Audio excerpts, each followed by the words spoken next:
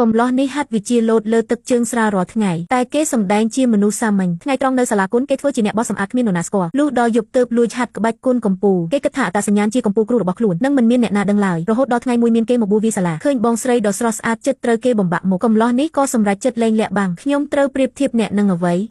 ហាហាហាហាអ្នកចង់វាជាមួយខ្ញុំមែនទេ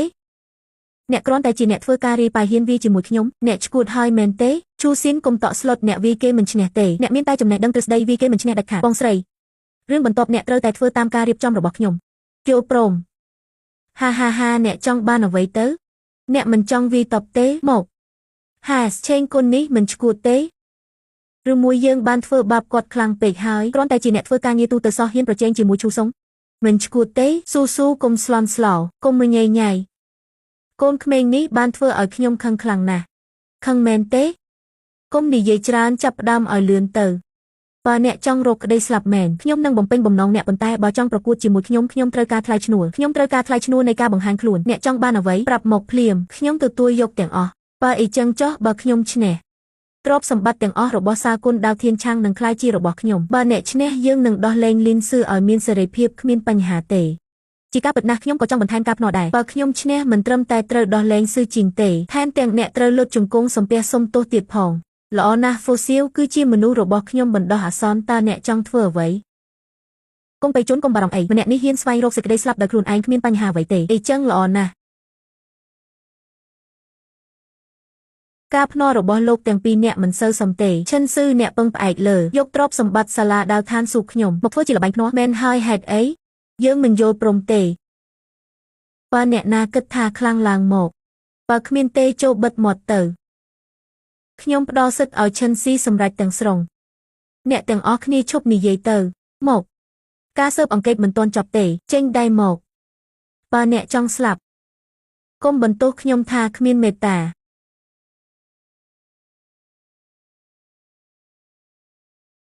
អ្នកមើលមិនច្បាស់ទេ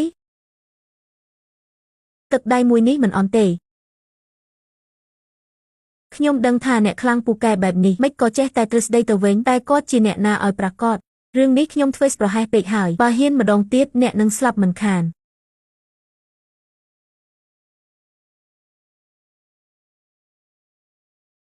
អូឈ្នះហើយ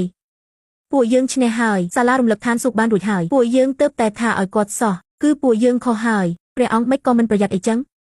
មិនអាចទេហេតុអ្វីអ្នកខ្លាំងយ៉ាងនេះអ្នកជាអ្នកណាមិនបាច់ខ្វល់ថាខ្ញុំជាអ្នកណាទេអ្នកគ្រាន់តែចាំថារឿងតែមួយគត់ដែលអ្នកអាចធ្វើបានឥឡូវនេះគឺលុតជង្គង់សារភាពកំហុសទៅមិនគួរឲ្យជឿសម្ព័ន្ធនេះខ្លាំងដល់ម្លឹងមិនក៏អីចឹងចេងស៊ុនជាអ្នកដាវជំនាញមែនឈូឈីកាន់ដាវចចកតែបែរជាទុនដៃជើងលុតជង្គង់ចោះវ៉ាអត់រាប់ទេលឿនល្អឈូសុងនេះជាកម្មសិទ្ធិរបស់ខ្ញុំអ្នកគ្មានសិទ្ធិសម្រេចជំនួសទេអ្នកមិនរក្សាពាក្យសន្យាទេខ្ញុំមិនរក្សាពាក្យសន្យាតើម៉េចទៅហាហាហាដរាបណាខ្ញុំមិនមែនជាអ្នកនិយាយផ្ទាល់មាត់វាមិនរាប់ថាបំពានច្បាប់ទេខ្ញុំទីដឹងថាអ្នកនឹងលេងល្បិចនេះអញ្ចឹងល្អហើយបើអីចឹងយើងភ្នាល់ទ្រព្យសម្បត្តិអាយុជីវិតនឹងគ្រប់យ៉ាងបើអ្នកបដិសេធមិនព្រមថ្ងៃនេះអ្នកមិនអាចនាំបងស្រីខ្ញុំចេញទៅបានទេអ្នកពិតជាចង់ភ្នាល់ទ្រព្យសម្បត្តិទាំងអស់មែនកុំនិយាយច្រើនទៀតកិច្ចព្រមព្រៀងនេះយើងបានថតទុកជាភស្តុតាងហើយបើចឹងភ្នាល់តាមនឹងទៅអីចឹងល្អតោះដោះស្រាយរឿងនេះភ្លាមខ្ញុំយកទ្រព្យសម្បត្តិទាំងអស់នៃវិជាស្ថានធានឆាងទាំងជីវិតរបស់ខ្ញុំមកភ្នាល់បើខ្ញុំចាញ់ទ្រព្យសម្បត្តិទាំងអស់របស់វិជាស្ថានធានឆាងនឹងក្លាយជារបស់អ្នកបញ្ជាឲ្យខ្ញុំធ្វើអ្វីខ្ញុំនឹងមិនបដិសេធដាច់ខាតបើអ្នកចាញ់វិញខ្ញុំចង់ឲ្យអ្នកធ្វើជាខ្ញុំបម្រើខ្ញុំរហូតទៅគ្មានបញ្ហាទេប៉ុន្តែបើសិនអ្នកចាញ់ទ្រព្យសម្បត្តិវិមានរំលឹកខ្មោចត្រូវតែជារបស់យើងទាំងអ្នកទៀតលោកឈូសុងនិងមន្ត្រីយិនត្រូវលុតជង្គង់សុំទោសគឺសារនេះអយុត្តិធម៌ពេកហើយទ្រព្យសម្បត្តិអ្នកមិនអាចដូរលុយច្រើនយ៉ាងនេះបានទេបើដូច្នោះវាក៏ស្រួលដែរយើងនឹងលេងភ្នាល់ពីរជុំទី1ខ្ញុំយកសេរីភាពបងស្រីខ្ញុំភ្នាល់នឹងទ្រព្យសម្បត្តិវិមានរំលឹកខ្មោចបើខ្ញុំឈ្នះយើងបន្តជុំទី2ខ្ញុំនឹងយកវិមានរំលឹកខ្មោចដែលខ្ញុំឈ្នះនិងទ្រព្យសម្បត្តិទាំងអស់បូករួមទាំងជីវិតខ្ញុំភ្នាល់ទៅទៀតទ្រព្យសម្បត្តិរាប់ពាន់លានរបស់អ្នកថែមទាំងអ្នកទាំងអស់គ្នាត្រូវលុតជង្គង់សុំទោសអ្នកគិតថាអ្នកនឹងឈ្នះដាច់ខាតមែនទេកុំនិយាយឥតប្រយោជន៍ទៀតបើអ្នកឈ្នះខ្ញុំទទួលស្គាល់បរាជ័យល្អឯកសារកិច្ចព្រមព្រៀងនិងវីដេអូផ្សាំងនៅឯណាកុំបារម្ភអីបងស្រីអ្នកនឹងត្រូវកាត់ទោសហើយឆាប់ទៅ កិច្ចព្រមព្រៀងរួចរាល់ហើយសូមភាគីទាំងពីរចុះហត្ថលេខា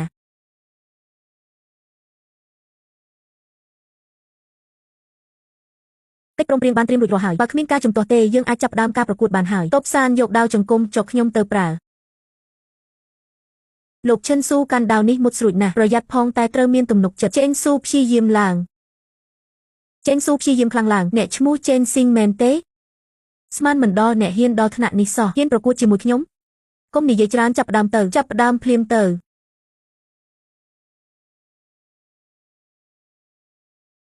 វ៉ាខ្លាំងណាស់ហេចាំបាច់គេធ្វើអ្វីខ្ញុំចង់ធ្វើបែបនេះតែខ្ញុំលេងល្មមហើយឥឡូវខ្ញុំចង់ផ្ដួលអ្នកភ្លាមតែម្ដងរីកានោះជាដាវកម្រិត3ខ្លាំងបំផុតរបស់តកូមីយ៉ាម៉ូតូមិញនេះបងស្រីធំក៏ចាញ់ដាវកម្រិត3នេះដែរ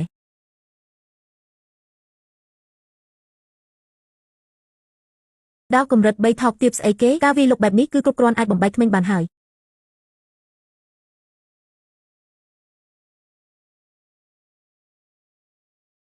នេះជាសិល្បៈក្បាច់គុណមែនទេ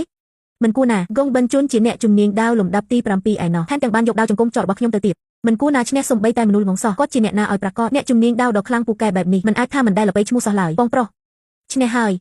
ពួកយើងឈ្នះហើយមិននឹកស្មានថាឈិនសឹងខ្លាំងដល់ថ្នាក់នេះសោះសំបីតែហ្គងបិនក៏មិនអាចទល់នឹងគាត់បានដែរឈិនសៀវខ្ញុំដឹងថាអ្នកពិតជាអាចធ្វើបានបងស្រី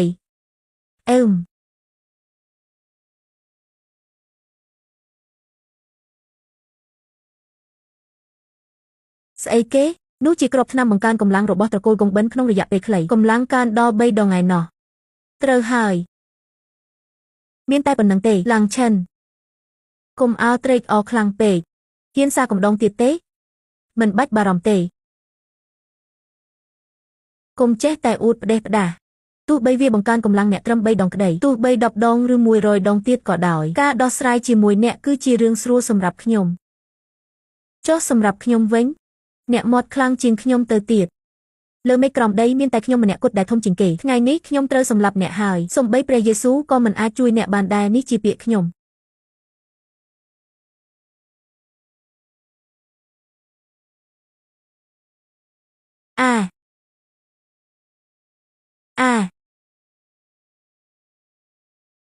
នាគ្រីចលេងទឹក